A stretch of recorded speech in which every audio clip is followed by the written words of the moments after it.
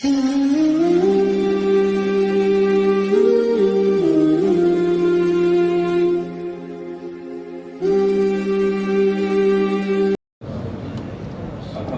رب العالمین والصلاة والسلام علی اشرف الانبیاء والمرسلین اما بعد قال اللہ تعالی واصبر نفسك مع الذین يدعون ربهم بالغداة والعشی يريدون وجهه ولا تعد عیناک عنهم تريد زینة الحیاة الدنیا ولا تطع من اغفلنا قلبه عن ذکرنا واتبع هواه وكان امره فرطا۔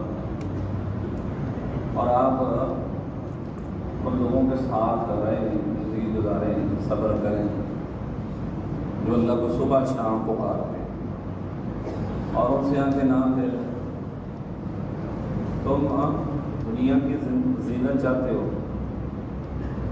اور اس بندے کے پیچھے نہ چلیں جس کے دل کو ہم نے اپنی یاد سے غافل کر دیا اور وہ اپنے خواہشات کی پیروی کرتا ہے اور اس کا معاملہ حد سے بڑا ہوا ہے۔ گفتگو کرنے سے پہلے تھوڑا سا تعارف کرنا بھائی، جو بھائی لاہور سے ہیں وہ ذرا ہاتھ کھڑا کریں، جو لاہور کے ٹھیک ہے، جو قصور سے ہیں وہ ہاتھ کھڑا کریں، قصور کے ساتھ ہی شیخ پورے والے، گجرانوالہ سے آنے والا، ٹھیک ہے۔ ابھی تک جنہوں نے ہاتھ کھڑا نہیں کیا وہ ہاتھ کھڑا کریں۔ لاہور نہیں ریمنڈ لاہور ہے چاہیے، ریمنڈ کو پشاور ہے چاہیے جی، فیصلہ آباد سے شاہ پور نمبر بہت ٹھیک ہے۔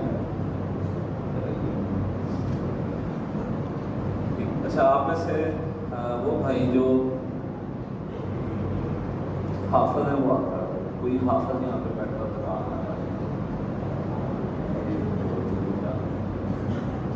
باقی اللہ حافظ والے وہ بھائی جو کسی دینی مدرسے سے پڑھے ہوئے ہیں، درس نظامی مکمل کیا ہے یا 2-4 سال پڑھے ہیں، وہ آتا ہے ماشاء اللہ۔ وہ بھائی جو جن کی تعلیم جو کسی یونیورسٹی پڑھے ہیں وہ آتا ہے، یونیورسٹی پڑھے ہیں تعلیمی لحاظ سے۔ آپ کی کیا کوالیفکیشن ہے؟ بی ٹیک آ رہے ہیں، ایم اے کیا ہوا ہے، ٹھیک ہے جی۔ ادھر آپ نے ٹھیک، ہاں جی، ایم اے انگلش کیا آپ نے،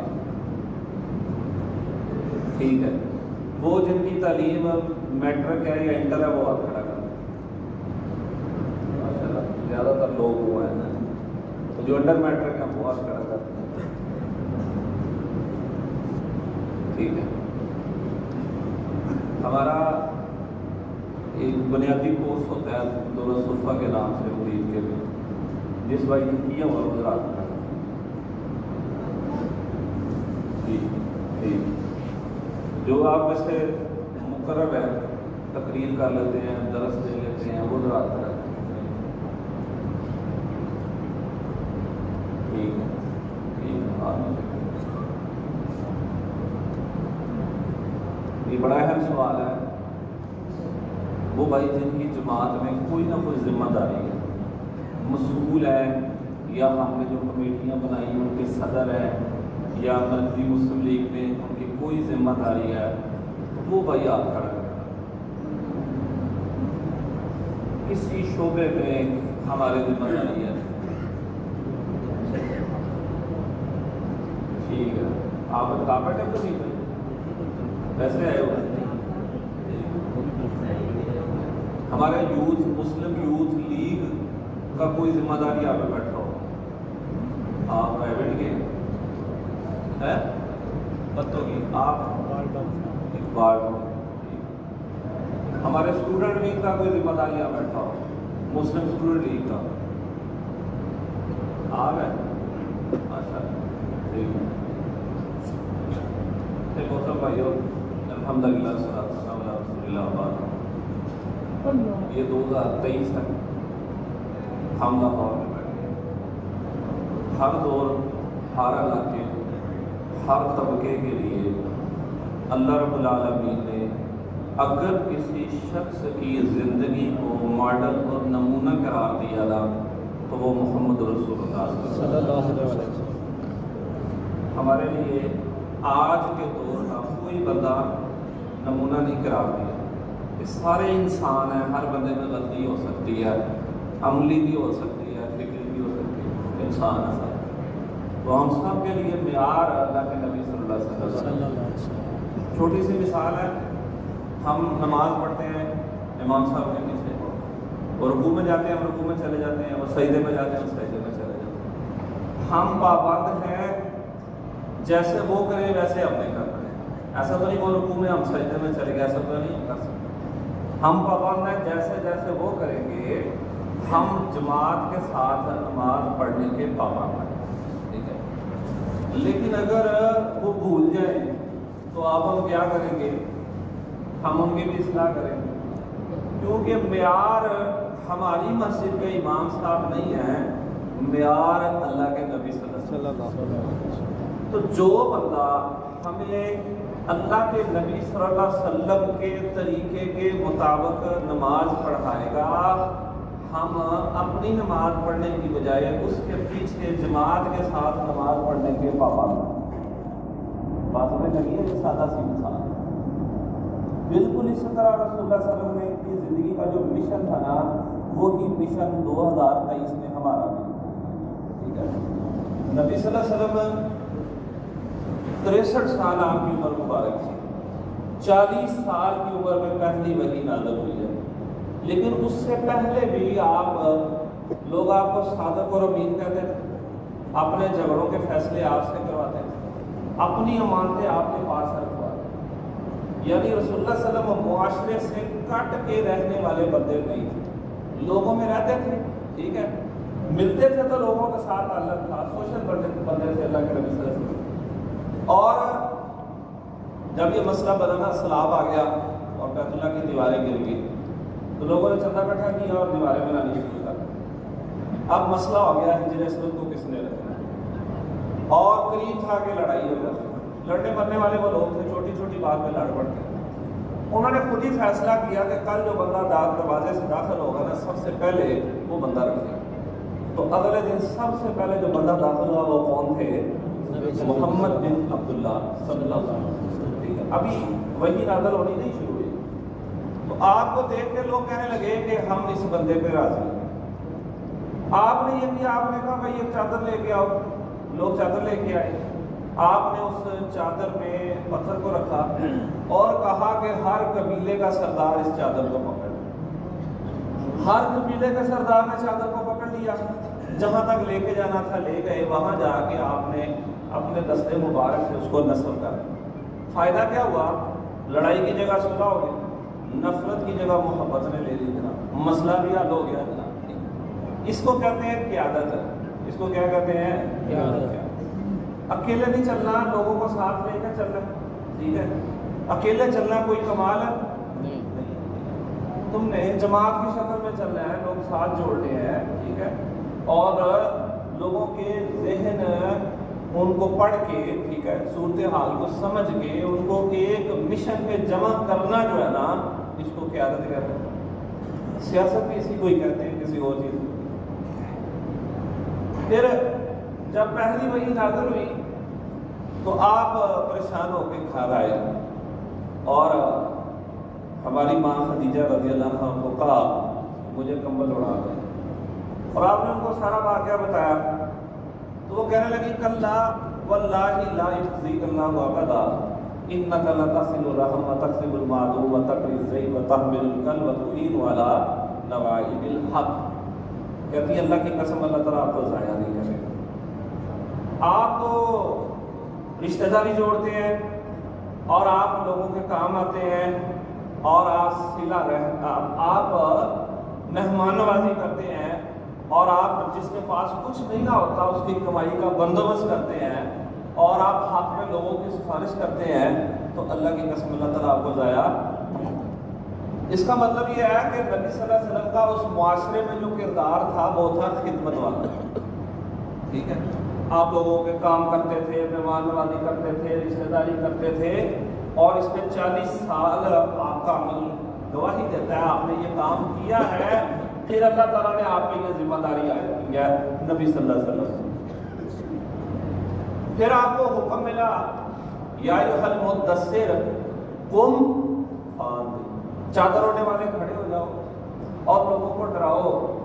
آپ دنیا میں آرام کرنے، آپ سونے کے لیے نہیں آئے دنیا میں. آپ کی ذمہ داری یہ ہے کہ انسانوں کو ڈرانا ہے، سمجھانا ہے.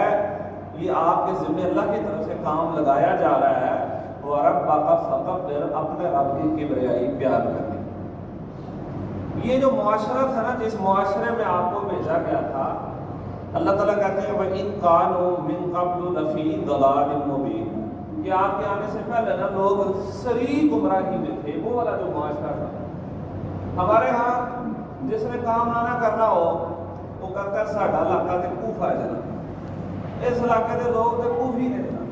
آپ نے سنا لوگوں سے بجا جہاں بھی کام نہیں نہ ہوگا وہاں لوگوں کا تبصرہ یہ ہوگا کہ ہمارے علاقے کے لوگ ٹھیک نہیں ہیں. اللہ کے مطلب محنت نہیں ہے. تو نبی صلی اللہ علیہ وسلم نے جس معاشرے میں آپ کو ذمہ داری دی گئی کام کرنے کی، اللہ تعالیٰ کہتے ہیں کہ وہ صریح گمراہی میں تھے. وہاں لوگ شراب پیتے تھے، وہاں لوگ جوا کھیلتے تھے، یہ پانسے کے تیر، وہاں زنا بدکاری بھی آئی تھی. وہاں لوگ اپنی سگی بیٹیوں کو اپنے ہاتھوں زندہ دفن کرتے تھے. ایک آئے صحابی اسلام قبول کیا، کہتے ہیں دور جہالت میں اللہ کے نبی سے میری بیٹی تھی اور بڑی میں محبت بھی کرتا تھا. پھر میں اس کو ایک دن شہر سے باہر لے گیا اور میں نے اس کے لیے گڑھا کھودنا شروع کر دیا، اور وہ میری مدد کرتی رہی، اپنے چھوٹے چھوٹے ہاتھوں سے مٹی اٹھا اٹھا کے سائڈ پہ رکھتی رہی، اور پھر میں نے اس کو اسی گڑھے میں دفن کر دیا. میں اس کے اوپر مٹی ڈال رہا تھا، وہ مجھے بابا بابا پکاری تھی، میں اس کو زندہ دفن کر کے آ گیا. نبی صلی اللہ علیہ وسلم اتنا روئے کہ اللہ کے رسول کی داڑھی آنسوں سے تر. یعنی اس معاشرے کی کیفیت تھی جناب. اور کسی کے حقوق محفوظ نہیں تھے وہاں پہ. عورتوں پہ ظلم ہے، غلاموں پہ ظلم ہے. لوگ اپنی ماؤں کو بازار میں جا کے بیچ ڈالتے تھے اس معاشرے کے اندر. یہ صورتحال تھی نا. اور امیر کے لیے قانون اور تھا، غریب کے لیے قانون اور تھا. امیر جرم کرتا اس کو NRO ملتا، غریب جرم کرتا اس کو ڈبل سزا ملتی. اور عبادت اس کو سمجھتے تھے کہ مرد اور عورتیں برہنہ ہو کے بیت اللہ کا طواف کرتے، بالکل برہنہ. اور اللہ کے گھر میں انہوں نے 360 بت رکھے ہوئے. یعنی ایسے معاشرے میں نبی صلی اللہ علیہ وسلم کو ٹاسک ملا کہ آپ نے کام کرنا ہے. تو نبی صلی اللہ علیہ وسلم نے دعوت دینی شروع کر دی. صبح شام دن رات سردی گرمی سمجھا رہے ہیں لوگوں کو، پیچھے جا رہے ہیں محبت کے ساتھ، دلیل کے ساتھ، خدمت کے ساتھ، اخلاق کے ساتھ. اور جادلہم باللتی ہی احسن، اچھی ڈیبیٹ کے ساتھ آپ نے لوگوں کو سمجھانا شروع کر دیا رسول اللہ صلی اللہ علیہ وسلم. اور ایک ایک کر کے لوگ مسلمان ہونا شروع ہو گئے، ایک ایک کر کے جناب. اور جو لوگ مسلمان ہوتے گئے ایک جماعت بنتی گئی، جماعت بنتی گئی. ٹھیک ہے، وہ لوگ پہلے آپس میں لڑتے مرتے تھے، اب وہ بھائی بھائی بن گئے، خاندان بن گئے اور جماعت بن گئی. اور بلکہ اس سے بھی اگلے الفاظ یہ ہیں کہ وہ ایک جسم بن گئی. کیا بن گئی؟ ایک. اور جو بندہ بھی اسلام قبول کرتا نا وہ بھی اسی مشن پہ کھڑا ہو جاتا جو مشن نبی صلی اللہ علیہ وسلم کا تھا. یعنی چراغ سے چراغ جلتا گیا تھا، حتیٰ کہ مدینے میں ایک جماعت کھڑی ہو گئی تھا. ٹھیک ہے، مکے میں ایک جماعت کھڑی ہو گئی. یہ مکے کی بات ہو رہی ہے. اچھا، اس طرح نا یہ دعوت، چونکہ لوگ بیت اللہ کا طواف کرنے آتے ہوتے تھے مختلف علاقوں کے، تو یثرب کے لوگ بھی آئے آپ کے پاس. انہوں نے کہا اللہ کے نبی آپ نا ہمیں کوئی بندہ دے دیں جو ہمیں اسلام سکھائے. تو نبی صلی اللہ علیہ وسلم نے ایک لڑکے کی ڈیوٹی لگائی. کسی کو پتا اس لڑکے کا کیا نام تھا؟ ہاں جی، کیا نام تھا جی؟ ہاں، ان کا نام تھا مصعب بن عمیر. ٹھیک ہے، اور یہ اتنے امیر تھے اسلام قبول کرنے سے پہلے جو لباس ایک دفعہ پہنتے تھے دوبارہ نہیں پہنتے، ایسی خوشبو لگاتے تھے جہاں سے گزرتے لوگ کہتے مصحف ہو کے گزرا ہے. لیکن جب اسلام قبول کیا گھر والوں نے ہر چیز چھین لی تھی نا، سگی ماں نے جسم سے کپڑے بھی کروا لیے تھے. تو جب یثرب یعنی مدینہ کے بندوں نے بندہ مانگا نا اللہ کے نبی آپ ہمیں کوئی بندہ دیں جو ہمیں اسلام سکھائے، تو آپ نے مصعب کو بھیج دیا. اور رسول اللہ صلی اللہ علیہ وسلم کے حکم پہ یہ لڑکا مکہ سے مدینہ تقریباً 400 کلومیٹر، کتنے کلومیٹر؟ 400 کلومیٹر. آپ نے جن کا حاجی عمرہ کی حال کرا حاج عمرہ کیا، اللہ تعالیٰ سب کو اپنے گھر کا حاج عمرہ نصیب فرمائے. 400 کلومیٹر. تو نبی صلی اللہ علیہ وسلم کے حکم پہ مصعب بن عمیر اپنے آبائی علاقے سے 400 کلومیٹر دور اس علاقے میں چلے گئے جہاں ان کا کوئی خاندان والا نہیں ہے، کوئی رشتہ دار نہیں ہے، کوئی کاروبار نہیں ہے، کوئی نوکری نہیں ہے. اس مشن کے لیے، جس مشن کے لیے نبی صلی اللہ علیہ وسلم مکے میں موجود ہے، مصعب مدینے میں یا یثرب میں موجود ہے. اور یہ مصعب کی دعوت اور محنت تھی کہ جب نبی صلی اللہ علیہ وسلم ہجرت کر کے مدینہ گئے تو سینکڑوں مسلمانوں نے آپ کا استقبال کیا. یہ لوگ کس کی دعوت پہ مسلمان ہوئے تھے؟ بات بیان میں آ گئی. یہی مصعب جب احد کے میدان میں شہید ہوئے نا، تو اس کے کفن کے لیے کپڑا نہیں تھا. چادر ڈالتے، سر پہ ڈالتے، پاؤں ننگے ہو جاتے، پاؤں پہ ڈالتے، سر ننگا ہو جاتا. سنت فرمایا سر پہ چادر ڈال دو، پاؤں پہ گھاس ڈال دو. اور آپ رونے لگ پڑے. فرمایا مصعب عرب کا شہزادہ تھا، اسلام نے اس کو رگڑ کے رکھا. ٹھیک ہے. تو 13 سال آپ مکہ میں رہے ہیں. 13 سال. اچھا، ایک تو دعوت کھڑی ہوگی، جماعت کھڑی ہوگی. جماعت سکھائی آپ نے لوگوں کو کیا اکیلے نہیں رہنا. ید اللہ ہی علی الجماعت، اللہ کا ہاتھ کس کے اوپر ہوتا ہے؟ جماعت کے اوپر. تم میں سے جو بندہ جنت میں گھر چاہتا ہے تو وہ جماعت کو لازم کرے. رسول اللہ صلی اللہ علیہ وسلم الجماعت الرحمہ والفرقۃ عذاب. جماعت رحمت ہے اور علیحدہ علیحدہ رہنا کیا ہے؟ عذاب. پھر فرمایا تم میں سے 3 بندے سفر پہ نکلے تو ایک کو اپنا امیر بنا. آپ یہاں سے نکلے ہیں ملتان جانا، آپ 3 گھنٹے لگتے ہیں موٹر کی وجہ سے، ٹھیک ہے. تو 3 گھنٹے کا سفر بھی جماعت کے بغیر کرنے کی اجازت، تو زندگی گزارنے کی اجازت ہو سکتی ہے. کیا کرنا؟ اسلام سکھاتا ہے بھائی جہاں رہنا ہے جماعت کی جگہ پہ رہنا. اس طرح فرمایا اوصیکم بخمس ما امرنی اللہ بہن. لوگوں میں تمہیں 5 باتوں کی وصیت کرتا ہوں جن کا اللہ نے مجھے حکم دیا. الجماعت والسمع والطاعت والہجرۃ والجہاد. جماعت کو لازم پکڑو، امیر کی بات سنو، امیر کی اطاعت کرو، ہجرت کرو اور جہاد کرو. تو اسلام نے جماعت سکھائی. جو بھی ہے کسی گلی محلے میں بھی ہے نا، جہاں بھی آپ ہیں اکیلے نہیں رہنا. کس شکل میں رہنا تم نے؟ تو آپ نے مکہ میں بھی جماعت بنائی. پھر ہوا یہ مخالفت شروع ہو گئی، پروپیگنڈا شروع ہو گیا. جناب نبی صلی اللہ علیہ وسلم اور آپ کے صحابہ پہ تشدد شروع ہو گیا.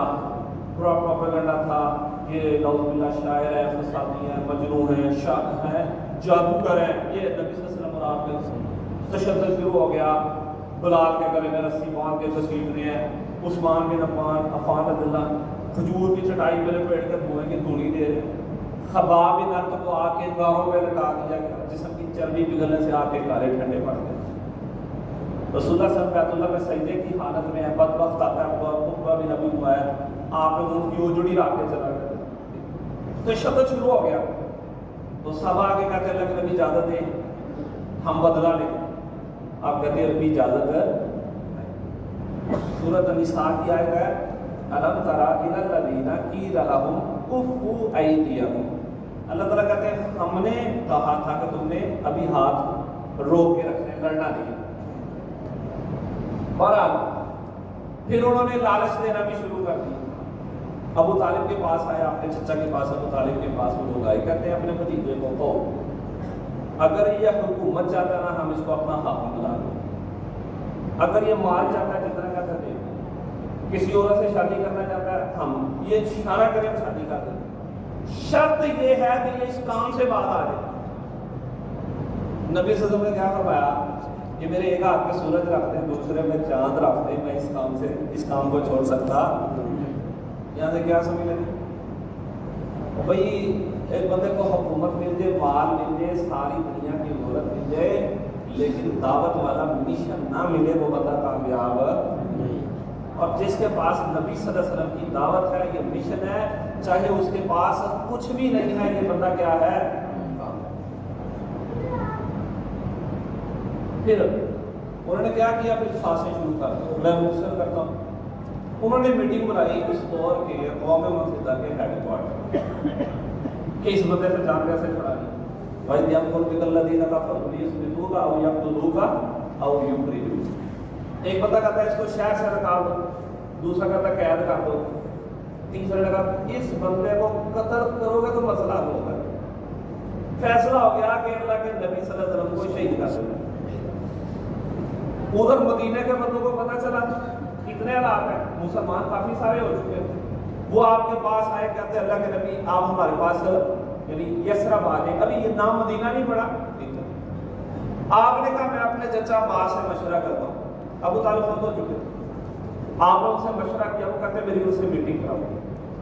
اب مکے کے اندر ہی ایک گھاٹی کے اندر رات کے اندھیرے میں نبی صلی اللہ علیہ وسلم، آپ کے چچا باس اور مدینے کے مسلمانوں کی میٹنگ ہوئی۔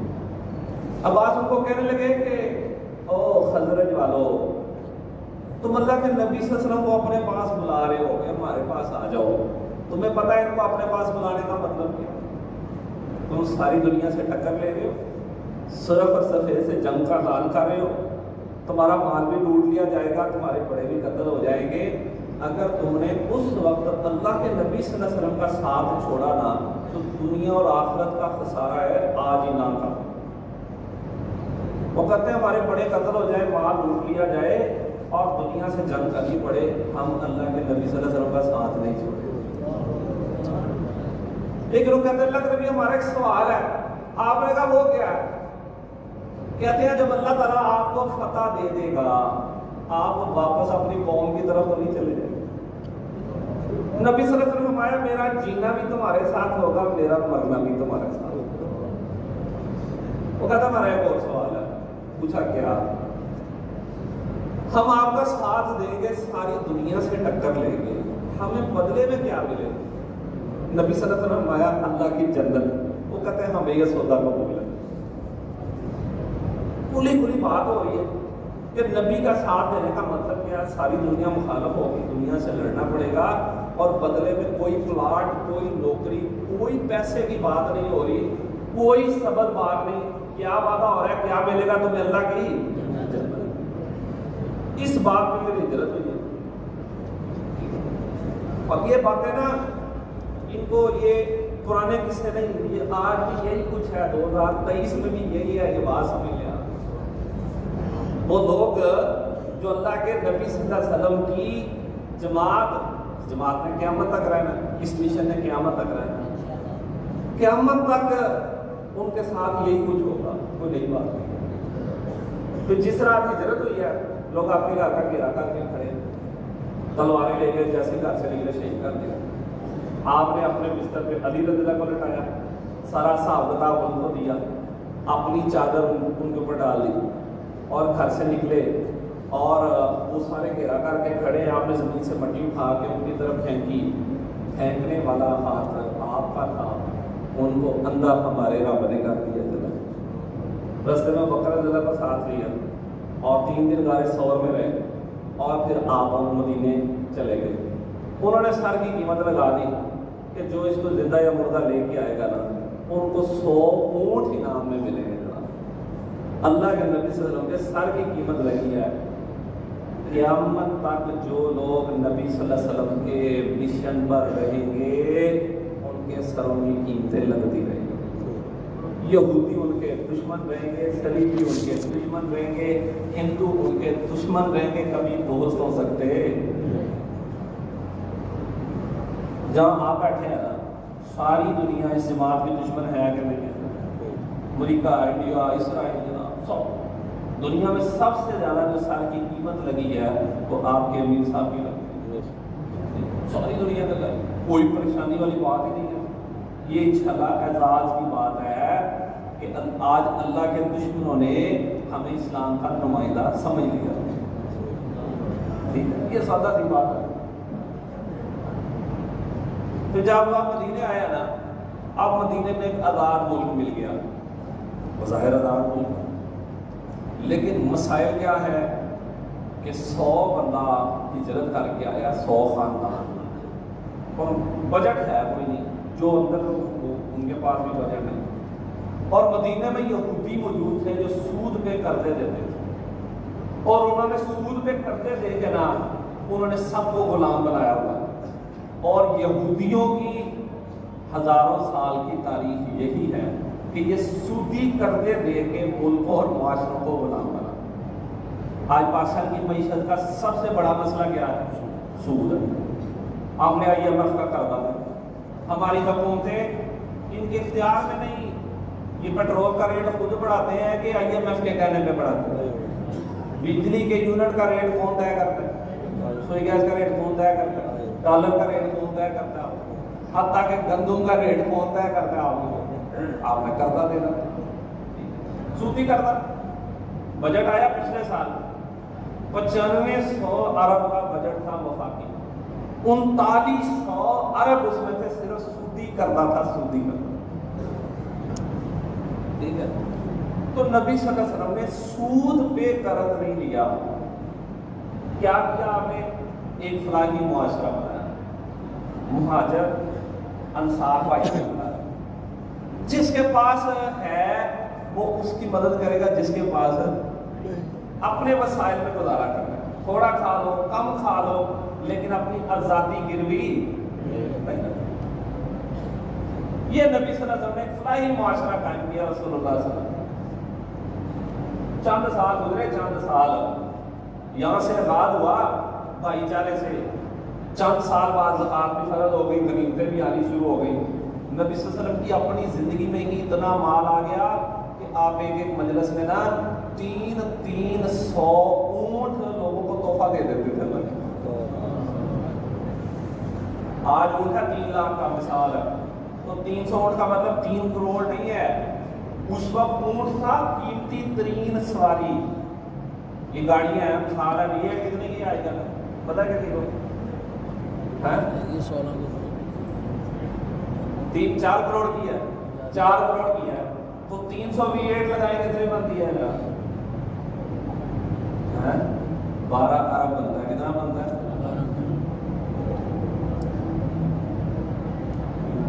تو اللہ کے نبی صلی اللہ علیہ وسلم 12 ارب روپیہ لوگوں کو تحفہ دے رہے ہیں۔ یعنی معیشت کا آغاز کہاں سے ہوا؟ فلاحی معاشرے سے۔ انشاءاللہ ہم نے پاکستان میں بھی یہی کام کرنا ہے انشاءاللہ۔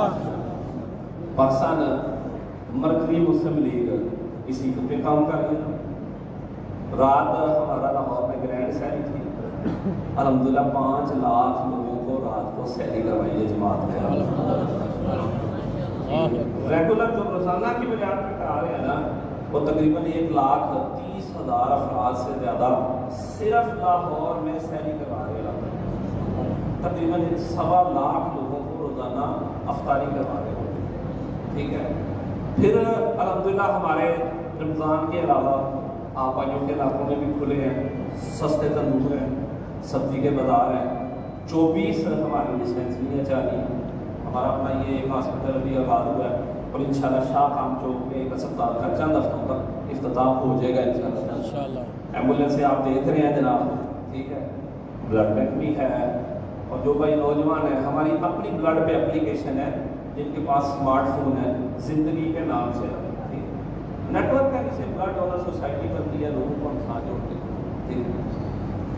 تو اس کے ساتھ ہماری خدمت کے ویسے بھی لاہور میں ہمارے 25 جگہوں پہ روزانہ دسترخوانے چلتے ہیں۔ یہاں بیٹھے ہیں ہمارے 148 مدارس ہے لاہور میں، چھوٹے بڑے ملا کے، لڑکے لڑکیوں کے، جو گورنمنٹ سے رجسٹرڈ ہے، ٹھیک ہے۔ تو قاسیہ میں بھی ہمارے 2 طرح کے ادارے چل رہے ہیں، ایک حفظ کا مدرسہ ہے اور ایک ہمارا جو کالج بھی ہے اور جہاں درس نظامی بھی ہوتا ہے، جس کے محترم 33 سال انسان، ٹھیک ہے، چیمبر لائن میں 700 بچہ پڑھتا ہے ماشاءاللہ۔ یعنی کہنے کا مقصد یہ ہے کہ خدمت کا کام اور فلاحی معاشرہ بنانے کا کام لوگوں سے وسائل لے کے لوگوں پہ خرچ کرنا۔ اچھا یہ کام بھی جو ہوتا ہے نا، بات جو جس طرح میں جانا تھا، یہ کام بھی ہوتا ہے جماعت کی شکل میں، اکیلا بندہ یہ کام نہیں کر سکتا۔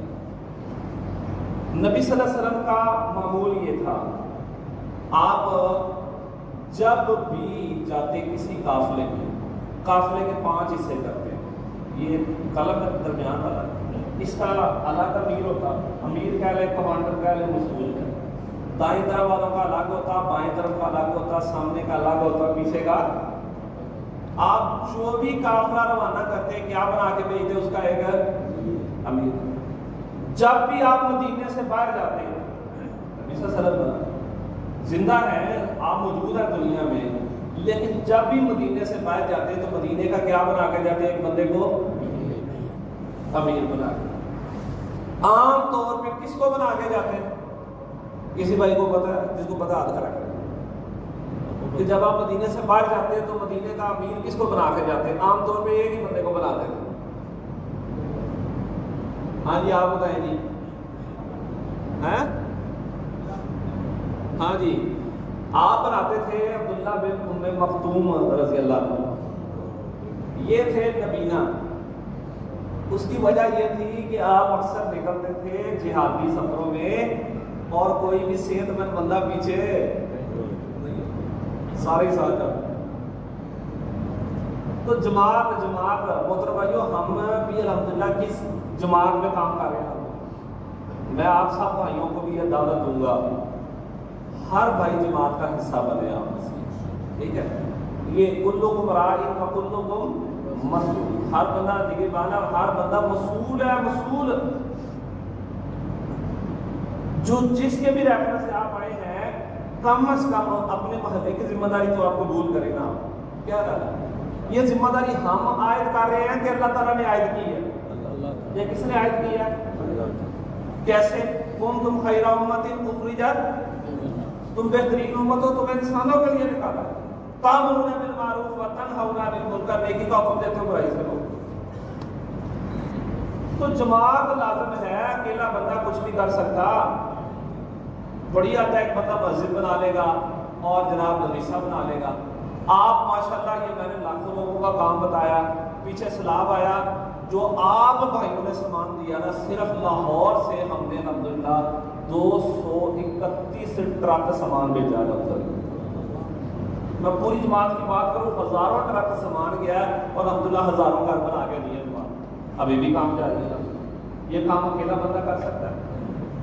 تھر پارکر میں الحمدللہ 3000 سے زیادہ واٹر پروجیکٹ جماعت، اکیلا بندہ یہ کر سکتا ہے؟ کوئی سر میں کام کر سکتا ہے اکیلا؟ اور ماشاءاللہ یہ شمالی علاقہ جاتا ہے، اکیلا بندہ تو نہیں کر سکتا۔ تو ہر بھائی جہاں پہ بھی ہے، وہ مرکزی مسلم لیگ کی ذمہ داری، نام ہی ہے نا، ٹھیک ہے، آپ کو بتائیے الحمدللہ ہم ماہر ہیں، ٹھیک ہے۔ تو میں یہ سب کو دعوت دوں گا، کوئی بھائی ایسا نہیں رہنا چاہیے جس کے پاس جماعتی سطح پہ کوئی ذمہ داری نہ ہو۔ جہاں آپ ہیں، جو آپ کر سکتے ہیں، روزانہ 2 گھنٹے دے سکتے ہیں پھر بھی ٹھیک ہے، 1 گھنٹہ دے سکتے ہیں پھر بھی ٹھیک ہے، 15 منٹ دے سکتے ہیں پھر بھی ٹھیک ہے، ہفتے میں گھنٹہ دے سکتے ہیں پھر بھی ٹھیک ہے۔ نیچے خواتین میری بات سن رہی ہیں، ہمارا خواتین کا بھی نیٹ ورک الحمدللہ موجود ہے، اور مسلم وومن لیگ کے نام سے ہمارا خواتین کا شعبہ ہے، اور ہماری جو لاہور کی صدر ہیں وہ اب محترم سفلہ خالد صاحب کی مسز ہیں، ٹھیک ہے۔ اس طرح نائب صدر جو ہیں وہ حاجی جوید صاحب کی مسز ہیں۔ تو میں کہوں گا خواتین سب سے میں ان کو بھی یہ کہوں گا کہ وہ لازمی طور پہ ہمارے خواتین کے شعبے کا حصہ بنے گا، اور انشاءاللہ کام ہم نے وہ کرنے ہیں جو میں آپ کے سامنے رکھتا ہوں۔ پھر اب مدینے آ گئے نا، اجازت ملنی شروع ہو گئی۔ یہ قرآن ویسے تو لیلۃ القدر میں نازل ہوا، لیکن لیلۃ القدر میں جو نازل ہوا نا، وہ لوح محفوظ سے بیت العزا پہ نازل ہوا۔ زمین پہ جو قرآن نازل ہوا نا نبی صلی اللہ علیہ وسلم پہ، وہ 23 سال میں مکمل ہوا۔ یعنی یہ ایک آیت دو آیت ایک سورت دو سورتیں کر کے نازل ہوئی۔ تو مدینے میں آ کے پہلے قبلہ تبدیل ہو گیا۔ ابھی بڑا مسئلہ ہے بنا اسرائیل اور فلسطین کا، آپ نے دیکھا ہی ہوگا انتخاب سے پہلے ہی بن گیا تھا۔ یہ جو ہے نا مسجد اقصیٰ، اس میں معراج کی رات اللہ کے نبی صلی اللہ علیہ وسلم نے تمام انبیاء کی امامت کروائی ہے۔ ٹھیک ہے، یہ ہمارا پہلا قبلہ تھا، انشاءاللہ اس کو دوبارہ آزاد کروانا ہے انشاءاللہ تعالی۔ ہاں، پہلے عمر رضی اللہ کے دور میں ہوا، پھر صلاح الدین ایوبی کے دور میں ہوا، اور اب پھر انشاءاللہ یہ پورا خطہ آزاد کروائیں گے انشاءاللہ تعالی۔ ٹھیک ہے، تو مدینے میں آ کے قبلہ تبدیل ہو گیا، پھر روزے فرض ہو گئے۔ 2 ہجری میں پہلی دفعہ روزے فرض ہوئے، غزوہ بدر ہو گیا۔ اللہ کے نبی صلی اللہ علیہ وسلم خود نکلے صحابہ کو لے کے کہ ہم نے کافروں پہ حملہ کرنا ہے۔ بہرحال آپ تو نکلے تھے ابو سفیان سے لڑنے کے لیے، اس کے تجارتی قافلے سے، اور وہ بہرحال نکل گیا تو ابو جہل سے مقابلہ ہو گیا۔ 70 کافر قتل ہو گئے، 70 کو مسلمانوں نے قیدی بنا لیا۔ اتنی بڑی فتح مہینہ کون سا تھا؟ سال گزرا، 3 ہجری میں غزوہ احد ہو گیا تھا۔ اب اس میں رسول اللہ صلی اللہ علیہ وسلم، میں نے جس طرح پہلے بتایا، پوری ترتیب لگاتے ہیں، تو آپ نے درے پہ 50 صحابہ کو کھڑا کیا اور ان کے اوپر ایک صحابی کو ذمہ دار بنا دیا، اور کہا جب تک میرا حکم نہ آئے اترنا نہیں ہے۔ کس صحابی کو ان کا کمانڈر بنایا تھا؟ کسی کو نام یاد ہے؟ ہاں جی، ہاں جی، ضیاء صاحب کیا نام ہے جی؟ نہیں، ہاں جی ٹھیک ہے۔ تو اچھا، آپ میں سے الرحیق المختوم کس کس بھائی نے پڑھی ہوئی ہے؟ ذرا کریں، 1 2 3 بس، کس کس کے گھر میں پڑھی ہے وہ ہاتھ کھڑا کریں۔ یہ نا 1984 میں سعودی حکومت نے مقابلہ کرایا تھا پوری دنیا کے، انہوں نے کہا کہ نبی صلی اللہ علیہ وسلم کی سیرت پہ کتاب لکھو، تو پوری دنیا سے کئی ہزار کتابیں لکھی گئی، تو تمام کتابوں میں جو کتاب فرسٹ آئی تھی نا وہ تھی الرحیق المختوم۔ یہ انڈیا کے عالم دین ہے سفیر مان مبارک پوری صاحب انہوں نے لکھی ہے، اور یہ مکتبہ سلفیہ نے شائع کیا ششمہ روڈ والوں نے۔ میں آپ تمام بھائیوں کو دعوت دوں گا، ہر بھائی لازمی طور پہ نبی صلی اللہ علیہ وسلم کی سیرت پہ یہ عمل تو رحیق المختوم کا لازمی مطالعہ کریں، اور اگر اس کے ساتھ آپ کوئی اور کتاب پڑھتے ہیں، کیا خیال ہے نبی صلی اللہ علیہ وسلم کی سیرت کا پتہ ہونا سب کو ضروری ہے کہ نہیں ہے؟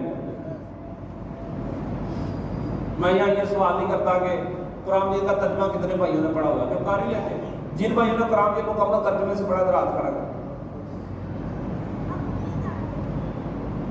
بہت تھوڑے لوگ ہیں، یعنی 100 میں سے 5 بھی نہیں ہیں۔ محترم بھائیو، یہ قرآن ہم نے سیکھ کے پڑھنا ہے انشاءاللہ۔ یہ قرآن کا حق ہے کہ نہیں کہ اس کو سیکھ کے پڑھا جائے گا؟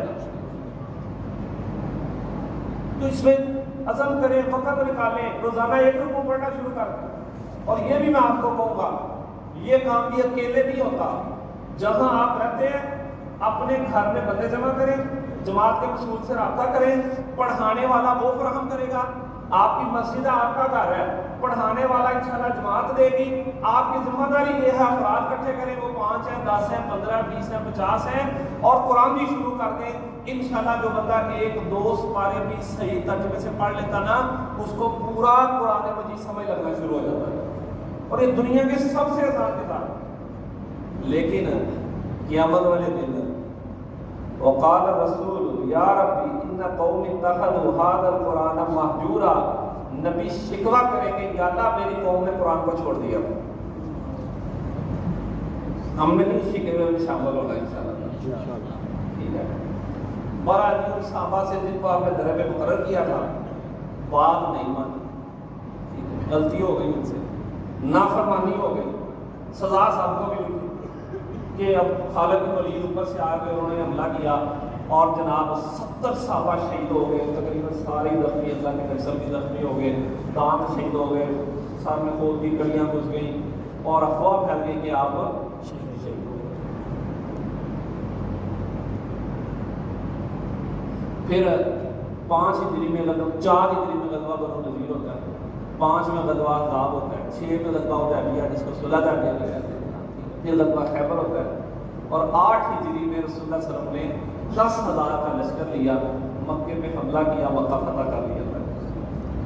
بلال کو چھت پہ چڑھایا، وہ کالا حبشی غلام جس کو لوگ مکے میں گھسیٹتے تھے، اللہ کے گھر کی چھت پہ چڑھایا، انہوں نے اذان دی اور آپ کے ہاتھ میں کمان تھی اور آپ سارے بتوں کو توڑے یا فرما کیا رہے ہیں جا الحق و ذہق الباطل ان الباطل حق آ کا باتیں بڑھ گیا، باتیں تو آئی بیٹھے تھے۔ اب یہ سارے سردار کھڑے ہیں جنہوں نے ظلم کیے ہیں، دنیا کا کوئی بادشاہ ہوتا کھوپڑیوں کے مینار کھڑے کر دیتا ہے۔ آپ نے فرمایا میں تمہارے بارے میں وہ بات کروں گا جو میرے بھائی یوسف نے کہی تھی، لا تثریب علیکم اليوم، جاؤ آج تم سب کو معاف کر۔ 2 سال گزرے، حجۃ الوداع ہے، 1.5 لاکھ کے قریب صحابہ موجود ہیں عرفات کے میدان، 1.25 لاکھ کے 1.5 لاکھ۔ آپ نے پوچھا لوگوں کیا میں نے تمہارے تک رب کا پیغام پہنچا دیا؟ لوگوں نے کہا آپ نے صرف پہنچایا نہیں، آپ نے تو حق ادا کر۔ 3 دفعہ بولی کہ اللہم اشہد اللہم اشہد اللہم، یا اللہ تو بھی گواہ جا، تو بھی گواہ جا، تو بھی گواہ جا۔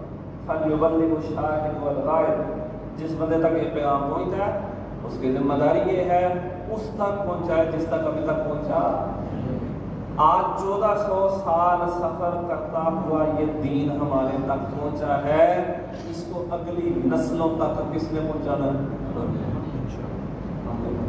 ہم عام لوگ نہیں ہیں، ہم 2023 میں وہ جماعت ہیں جو جماعت اللہ کے نبی صلی اللہ علیہ وسلم نے قائم کی۔ ہمارے لیے معیار رسول اللہ صلی اللہ علیہ وسلم نے قرآن کی آیت ہے، ہم نے کسی اور کا کلمہ نہیں پڑھا، اور ہماری منفی مسلم لیگ کی اور کوئی دعوت نہیں ہے۔ انشاءاللہ ہم نے اس خطے میں انشاءاللہ تعالیٰ اس دنیا میں وہ دین جو رسول اللہ صلی اللہ علیہ وسلم لے کے آئے تھے خالص دین، اس کی دعوت خدمت کے ذریعے، حکمت دلیل اخلاق کے ذریعے دنیا تک پہنچانی ہے۔ پاکستان میں بھی ہم نے یہی کام کرنا ہے۔ ہمارے ملک میں جو لفظ بدنام ہے وہ لفظ ہے سیاست بدنام ہے۔ صحیح بخاری کی حدیث ہے، رسول اللہ صلی اللہ علیہ وسلم نے فرمایا کانت بنو اسرائیل تسوسهم الانبیاء کلما خلق نبی خلفہ نبی انا خاتم النبی لا نبی بعدی۔ بنی اسرائیل کی سیاست ان کے نبی کرتے تھے، ایک نبی فوت ہو جاتا دوسرے آ جاتے، میں آخری نبی ہوں، میرے بعد کوئی نبی نہیں ہوگا البتہ خدا۔ اس کا مطلب ہے جو کام اللہ کے نبیوں نے کیا ہے وہ سیاست، نبیوں نے دعوت دی ہے، خدمت کی ہے، قوموں کی اصلاح کی ہے، جماعت تیار کی ہے اور ان کو جہنم سے بچایا ہے، اور دنیا بھی میں اصلاح کی ہے، لڑائی جھگڑے سے بچا کے چھیننے والوں کو بانٹنے والا بنایا ہے اللہ کے نبیوں نے، اور اس کو اللہ تعالیٰ نے دنیا میں حکومت دے دی، جن کو دے دی وہ بھی کامیاب اور جن کو نہیں دی وہ بھی۔ ہمارا رستہ کامیابی کا ہی ہے، اس میں ناکامی والی کوئی بات ہی نہیں۔ بات سمجھ رہے ہیں یہ بات؟ تو میں آپ صاحب بھائیوں کو کہوں گا انشاءاللہ تگڑے ہو کے جماعت کا حصہ بن کے معاشرے میں انشاءاللہ تعالیٰ لوگوں سے رابطہ کرنا ہے، خدمت کرنی ہے، حکمت کے ساتھ دلیل کے ساتھ سمجھانا ہے۔ آج پاکستان میں نا ہمارا جو معاشرہ ہے کہتا نا کیا جس کو کہتے ہیں بے شکر، کیا اس کے لفظ کہتے ہیں، کوئی اس کی جناب کسی کے ہاتھ میں لگام نہیں، الزام تراشی، پروپیگنڈا، ٹانگیں کھینچنے۔ آج 26 روزے ہو گئے ہیں، پورے پاکستان میں سیاست میں کیا چاہ رہا ہے؟ سپریم کورٹ چاہ رہی ہے، یہ لیک ہوگی، آڈیو لیک، ویڈیو لیک، اور یہ 1.5 سال سے یہ تماشا ہو رہا ہے کہ نہیں ہو رہا ہے؟ سلام آیا، کسی نے کوئی، میں نے اپنا کام بیان کیا اور کسی نے کام کیا سلام کے اندر؟ رمضان آیا، آپ ماشاءاللہ کام کر رہے ہیں، مجھے بتائیں جو بڑے بڑے پاکستان میں کوئی کام کر رہا ہے؟ کسی کی یہ سوچ ہی نہیں ہے کسی۔ انشاءاللہ ہم نے پاکستان میں دین کی دعوت کھڑی کرنی ہے، انشاءاللہ جماعت کھڑی کرنی۔ اللہ تعالیٰ حکومت دے، یہ اللہ کا انعام ہے، اللہ تعالیٰ چاہے دے دے، جس کو دے وہ بھی کامیاب، اور جس کو نہ دے جو اس دعوت پہ کھڑا وہ بندہ کامیاب۔ اور آخری بات کہہ کے بات ختم کرتا ہوں، 3 مہینے بعد حجۃ الوداع کے نام اللہ کے نبی صلی اللہ علیہ وسلم فوت ہو گئے، دنیا سے چلے گئے، اور جب آپ دنیا سے گئے ہیں تو آپ کے گھر میں کھانے کو کچھ نہیں، ٹھیک ہے، لیکن لاکھوں لوگ مسلمان ہو گئے ہیں، ایک جماعت کھڑی ہو گئی ہے جنہوں نے اگلے 100 سالوں میں پوری دنیا میں اسلام کو غالب کر دیا۔ ایک تو گھر میں کھانے کو کچھ نہیں، اور دوسرا آپ کے گھر تھے جس کے دروازے مسجد میں کھلتے تھے، نبی صلی اللہ علیہ وسلم کے گھروں نا گھر سارے مسجد کے ساتھ، دروازے میں نے ویسے کہہ دیا، اللہ کے نبی صلی اللہ علیہ وسلم کے گھر کے دروازے ہی نہیں تھے، پردے لگے ہوئے، اور جب مسجد نبی کی توسیع ہونے لگی تو ان کو گرایا گیا، تو خلیفہ کی آنکھوں میں آنسو آ گئے، لوگوں نے کہا امیر المومنین کیوں روتے ہیں؟ وہ کہتے ہیں کہ میرا بس چلتا میں ان گھروں کو یا حجروں کو باقی رکھتا تاکہ قیامت تک آنے والے مسلمانوں کو یہ پتہ چلتا ہمارے نبی کے گھر کیسے،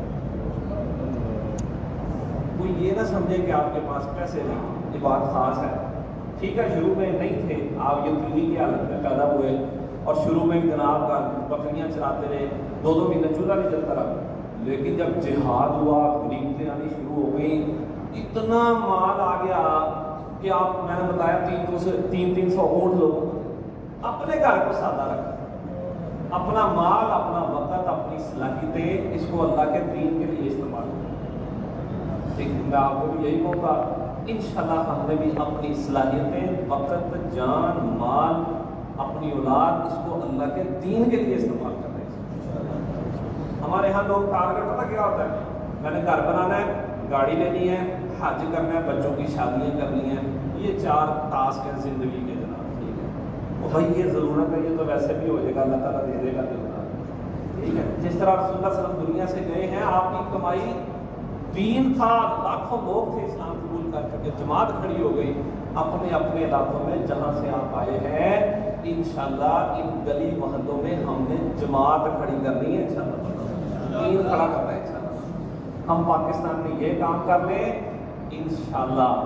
وقت بدل، لوگ جلدی بھول جاتے ہیں، ابھی 1.5 سال پہلے آپ نے افغانستان میں پوری دنیا کو شکست دی ہے کہ نہیں دی؟ اللہ تعالیٰ نے افغانستان کو آزادی دے دی، آج افغانیوں کے حالات پاکستان سے بہتر ہے کہ نہیں ہے؟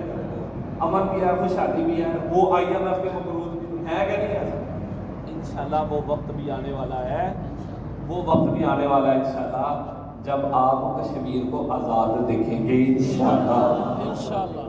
ہاں دور نہیں ہے انشاءاللہ تعالیٰ، دنیا میں تبدیلی آ رہی ہے، جو لوگ عالمی حالات کو سمجھتے ہیں، یوکرائن کے مسئلے پہ ہم عالمی جنگ کے بہانے پہ پوری دنیا بیٹھی ہے، انشاءاللہ اس میں سے نکلے گا کیا؟ انشاءاللہ اللہ تعالیٰ مسلمانوں کو آزادیاں دے گا انشاءاللہ۔